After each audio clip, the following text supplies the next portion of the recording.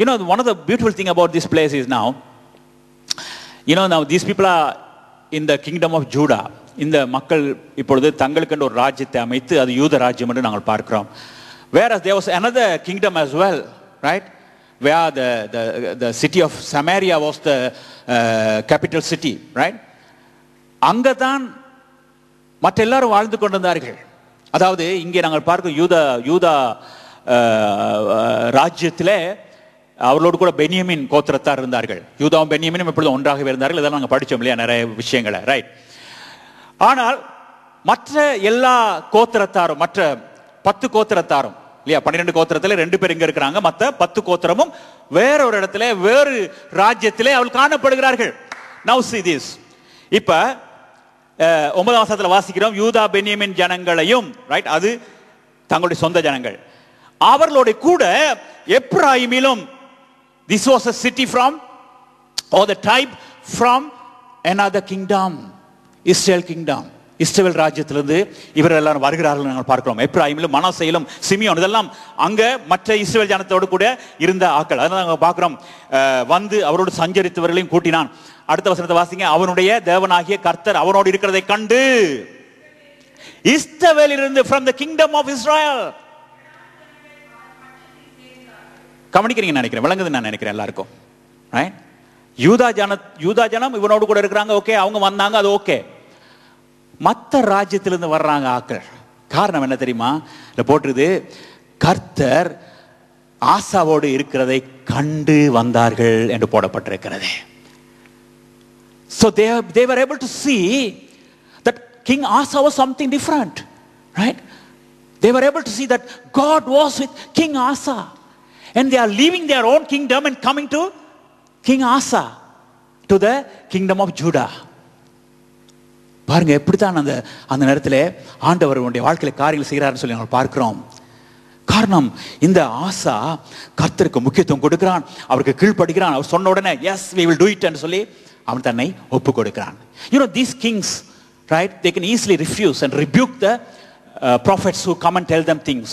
ஏண்டா நீங்க மற்ற ராஜாக்களை பார்த்தால் அதில் கண்டுபிடிக்கலாம் நீங்க. There were so many kings in the kingdom, but many of them did not listen to the prophets. தீர்க்கதரிசிகளுடைய வார்த்தைகளை எல்லாருமே கேட்க இல்லை. ஆனா பாருங்க, ஆசா மாதிரி கொஞ்சம் பேர் கேட்டார்கள். So that's why they were blessed. They were listening to the word of God, and they are listening to the man of God who brings the message. So ஆகவே நாங்கள் இங்க பார்க்கிறோம், அப்படியாக இந்த ஆசா இந்த ஜனங்களை எல்லாம் கூட்டி, இப்ப ரைட், எல்லாரும் வாங்க நம்ம எல்லாரும் ஒன்று சேருவோம். To do what? To do what? That's very important, right? Now he repaired the altar. பலிபீடத்தை செப்படிண்டாச்சு. இப்ப என்ன செய்ய போறாங்க அந்த பலிபீடத்துல? பலிபீடம் இருந்தா மட்டும் போதுமா? இல்ல, something has to be sacrificed there now. Sacrifice should take place now. பலிபீடத்துல ஒரு மிருகம் பலியாக வேண்டும், அப்பதான் அவளுக்கு ஆசீர்வாதம். ஓகே, now see, அடுத்த வசனத்தை பாருங்க. ஓகே, எருசலேமிலே கூடினார்கள், ரைட்? 11. ஹalleluya, கர்த்தருக்கு பலியிட்டே. So he was obeying God, இல்லையா? தேவன் சொன்ன காரியத்துக்கு மறுப்பு தெரிவிக்கல. தேவன் சொல்ற ஒவ்வொரு காரியத்தையும் அப்படியே செய்கிறான்னு சொல்லி நாங்கள் பார்க்கிறோம். காரணம், அப்படி செய்தால்தான் அவர்களுக்கு ஆசீர்வாதம், இல்லையா? அந்த நாட்கள்ல அப்பாகவே is doing everything that has to be done. Now first of all, I want you to see one thing here now.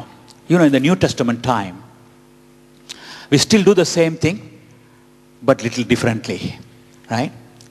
In those days, during their time, the altar was a place where they bring the animals and they will sacrifice, right? பலிபீடத்தில் கொண்டு வந்து அவர்கள் மிருகங்களை பலியிடுவார்கள். புதிய ஏற்பாட்டு நமக்கும் ஒரு பலிபீடம் இருந்தது. We had an altar.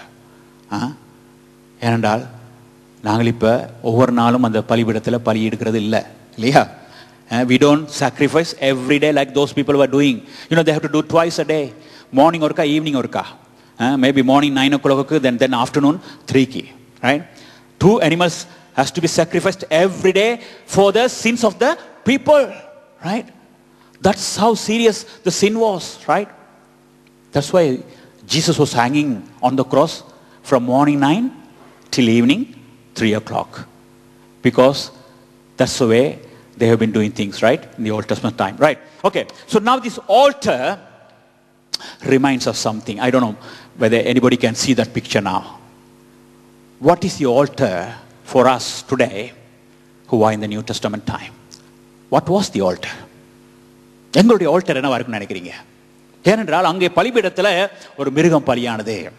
Okay, இங்க எது பலிபீடம், எது பலி?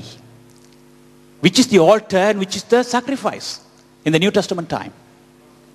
Yes, it was the cross of the Lord Jesus Christ. It was a cross that was the altar for the children of God today. இல்லையா? இன்றைக்கு அந்த சிலுவை தான். சிலுவை மரம் ரொம்ப முக்கியம். சிலுவை மரத்தை நாங்க சும்மா லைட்டா எடுக்க இயலாது. We cannot just take it lightly, the tree of the Lord Jesus Christ. You know why? He has to hang on the cross. He could have just come and died in some other way, right? Jesus could have died in some other way. ஆண்டவர் இயேசு வேறு விதமாக சும்மா பலியா இருந்திருக்கலாம். ஏன் ஒரு மரத்துல? Why a tree? Whenever God does something, there'll be always a meaning behind it, right? Okay, now we'll see. It's in Galatians chapter 3. கலாத்தியர் 3ஆம் அதிகாரம் எடுங்க பாப்போம் டக்குண்டு. கலாத்தியர் 3ஆம் அதிகாரம் 13ஆம் வசனம் நினைக்கிறேன். What do we see there? எழுதி இருக்கிறபடி அவ்வளவும் போதும். மரத்திலே தூக்கப்பட்ட எவனும் சபிக்கப்பட்டவன். அப்ப மரத்தில் தூக்கப்படாதவனும் சபிக்கப்பட்டவன் இல்ல. Now, when Adam and Eve sinned, the beginning of the world, right? What was that came into the world? அவன் பாவம் செய்த பொழுது உலகத்துக்கு வந்தது என்ன நடந்தது உலகத்துக்கு? சாபம், இல்லையா? It was the curse that came into the world because of the sin of those people. இப்போ அந்த சாபம் நீக்கப்பட வேண்டும். ஏன்னா அந்த சாபத்தினால தான் முழு மனித குலமும் வேதனையிலே வாழுகின்றது, இல்லையா? Man is suffering today because of the curse of the world, right? Now, if that curse has to be removed, the Lord Jesus Christ himself has to become a curse of the world, இல்லையா? அது மரத்தில் தூக்கப்பட்டவன் சபிக்கப்பட்டவன் என்று சொல்லியிருக்கிறபடின்னு சொல்லப்பட்டிருக்கிறது. அப்ப நம்முடைய ஆண்டவர் இயேசு கிறிஸ்து தூக்கப்படுகிற பொழுது அவர் யாராகி மாறுகிறார்? Because he was a sinless man, he was not a cursed man, he was a blessed man who came to this world, இல்லையா? Right? அவரை சாபம் ஒண்ணுமே செய்ய முடியாது, இல்லையா? ஆனால் அவர் நம்முடைய சாபத்தை எல்லாம், உலகத்தின் சாபத்தை எல்லாம் தன்மேலே போட வேண்டும் என்று சொன்னால் மரத்திலே தூக்கப்பட வேண்டும். மரத்திலே தூக்கப்பட்டால் தான் அவர் சபிக்கப்பட்டவராய் மாற முடியும். So God sent his son, right, Jesus Christ, so that he will become the man of the curse. அப்ப இவர் அந்த மரத்தில் தூக்கப்பட்ட பொழுது தன்மேல் எல்லா சாபத்தையும் போட்டு கொண்டு விட்டார். இந்த உலகத்தில் இருக்கிற சகல மனிதருடைய சாபங்களையும் அவர் தன்மேலே ஏற்று அவர் சபிக்கப்பட்டவராய் மாறினார். அதனால தான், because he has become the man of the curse, we become the blessing of God.